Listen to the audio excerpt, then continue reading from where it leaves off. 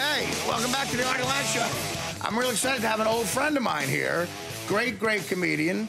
From 1999 to 2001, I was a regular on a sitcom called Norm with Norm Macdonald. I played his half-brother. The same thing I played, very creative writing, the same exact thing I played in the movie I did with Norm. I played his half-brother. Recreate the success. Yes, of course.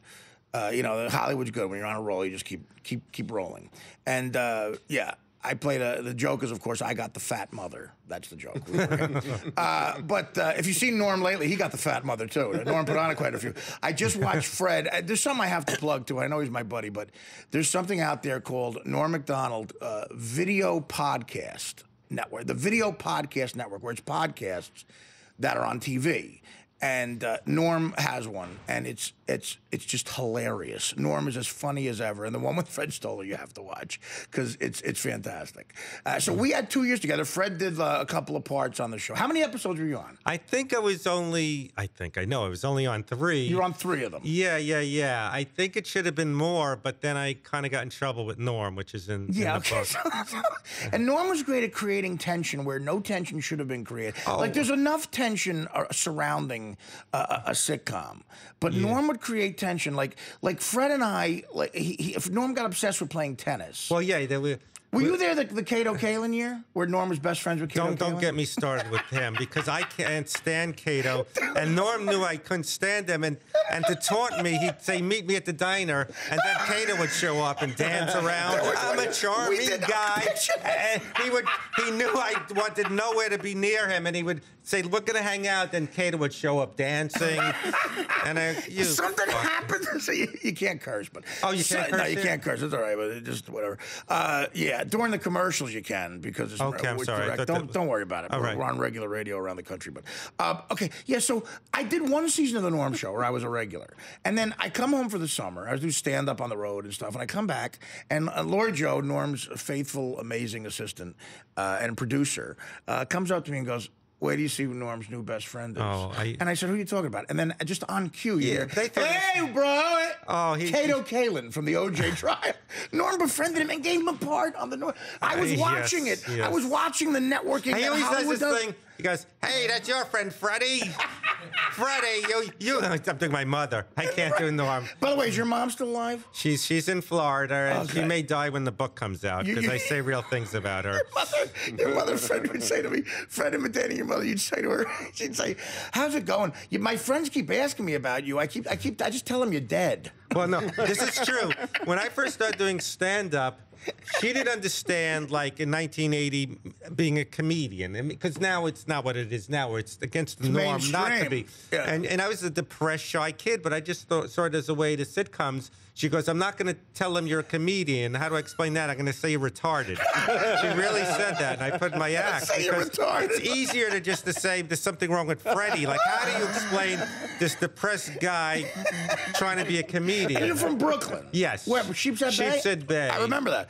So anyway, as a great sort of way to counter, the Cato Kalin depression of being on the Norm Show. He's your friend Freddie. Yeah, the second season. Puts things on. Yeah, the second season of being on the Norm Show, one of the things you had to deal with was Cato Kalin was in your life. And he would come and play tennis with us. And we shot it on the greatest lot of all time, the Warner Brothers lot, stage 12. And it was the same lot, the same stage where they shot part of Casablanca. Well, the first time, commissary. The first time we went, it was that stuffy tennis club where David Hyde Pierce was there. Right across, remember they checked our shoes to see if we were scruffing, and I was playing this pathologically shy guy who couldn't talk, and we're getting sweated up, and we're bright to be doing a tape night, and I go, "Norm, we're about to play tennis. Yeah, do the show." He goes, "I don't care."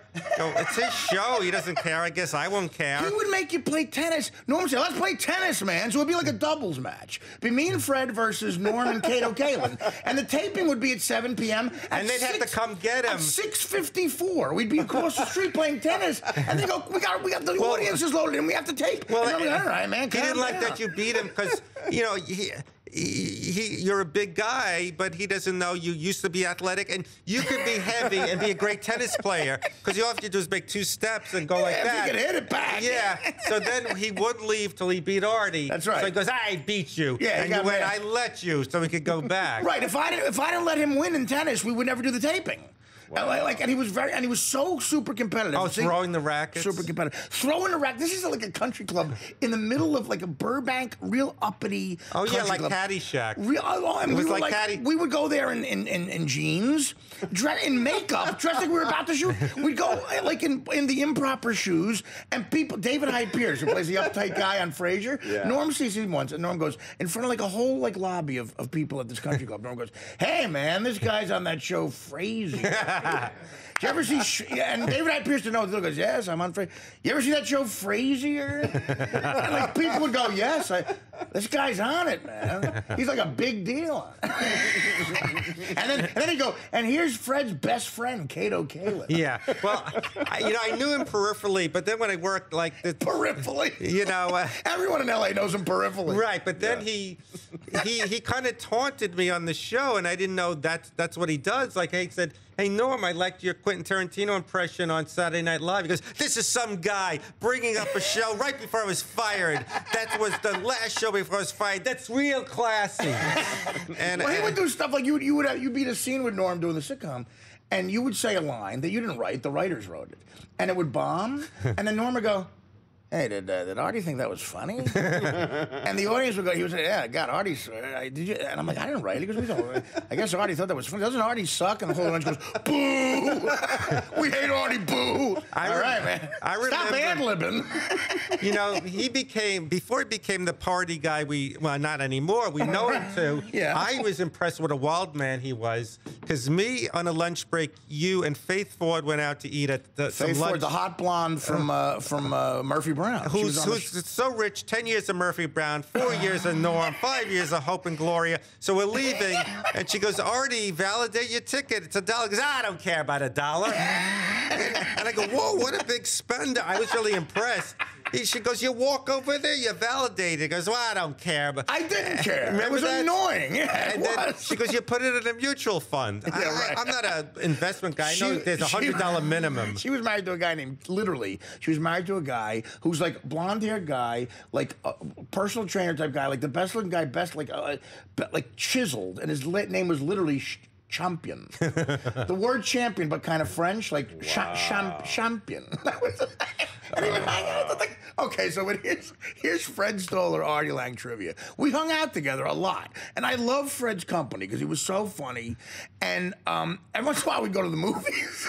This is I was going to say the same trivia. What movie did I force you to go see because I thought we might like it? And you, from the very beginning of the night, said, "We're going to hate it. It's going to be terrible, and you're going to tell me it's terrible in the first 10 minutes. It's going to be horrible." All right. This is trivia. Not only was it Wonder Years. It was Wonder. And you were Wonder snoring. Boys. Oh, Wonder Boys with Michael. Wonder Boys with Michael Douglas and Robert Downey Jr. Where they played depressed writers. So I was going, "I don't want to be here," and then I look, he's snoring, and I go, "All right, this is my out." I could wake him up and go. It was such a typical like L.A. made by pretentious pompous ass. And here's again like the loudest kind of like big. And they're talking about the philosophy of man is to look for art. And I can remember. You don't look like a homeless guy that wandered in. I remember like opening my eyes a little bit and Fred looking at me going, "I told you, I told you." Get all mad. Then I'd fall back asleep for another 20 minutes. And every time I woke up, he was afraid to tell me to leave. Every time I woke up, he was a little madder because he'd go, "Can we go?" Like, Fred, what happened in the movie? And I guess, you can't go, "This is good" when you're sleeping. But everything you told me I hated about it. Oh. It was like pompous ass writers. Like, the philosophy of man looking for art. Self-indulgent, like about their life, living in Brentwood after they created some lame sitcom.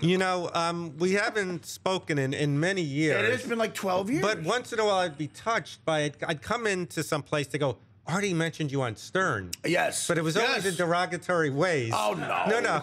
Like when Gilbert Gottfried was getting married. Oh, who's your best man? Fred Stoller? It was like... no, I remember But people mentioning would come up to me, you were mentioned, yeah. No, the outreach of the Howard Stern show was so unbelievable. I met... People would come up to me and say, like, in passing, I would mention them during the third hour of some show. They would go, Wednesday, February 28th, 2003, you said my name.